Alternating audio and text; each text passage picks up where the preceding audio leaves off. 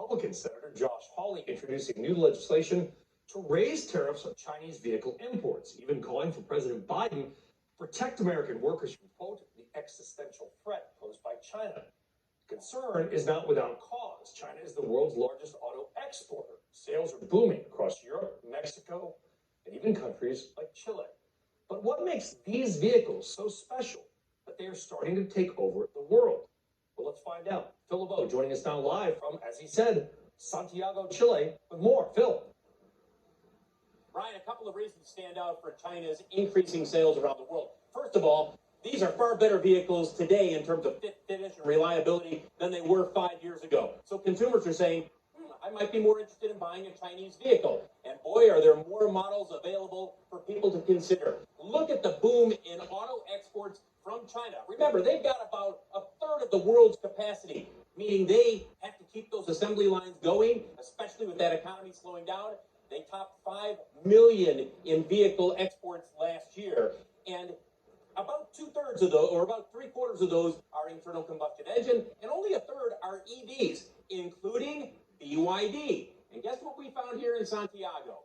BYD, a new showroom. They just started selling down here middle of last year, and sales are just in the beginning stages. But when we talked with the head of BYD in Chile, we said, well, what do you think is the reason why people down here are interested in a Chinese brand vehicle? And he said, look, it's not just the fit finish, but it's also the fact that we have far lower costs and therefore far lower prices.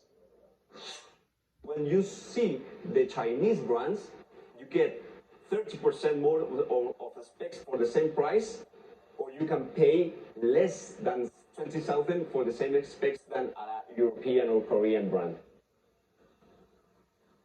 That is exactly what we found when we went to an auto mall, truly a mall with just auto dealerships here in Santiago. This is Jessica Morales and her husband looking at buying a new Chery crossover utility vehicle. Chery, one of the Chinese brands. She's bought Chinese in the past, and when we talked with her today, we said, are you looking again at a Chinese brand? Here's what she had to say.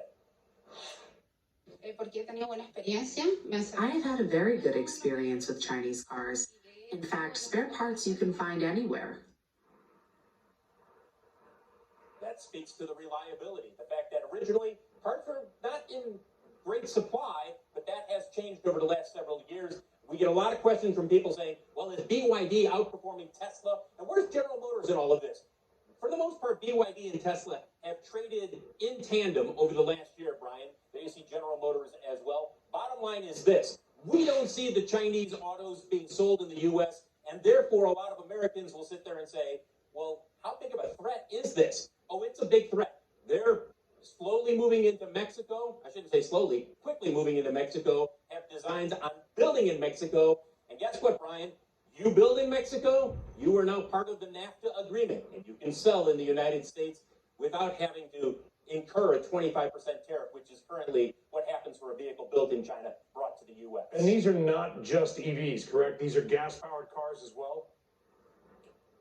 Yeah, 71% of what China exports are internal combustion engine vehicles. That's really what the world is moving on right now. Yes, EV sales are growing, and yes, China is the largest electric vehicle market. But down here, a lot of people were looking for a regular old internal combustion engine vehicle. And if you can buy one for $3,000 or $4,000 less than a comparable model from Hyundai or Toyota or any of the other brands that are sold here, you're going to look at it. Yeah, and they are. Great stuff. Big trip. Almost 9:30 p.m. there, actually ahead of us. Phil LeBeau in Santiago, Chile. Phil, thank you. All right, for more on China.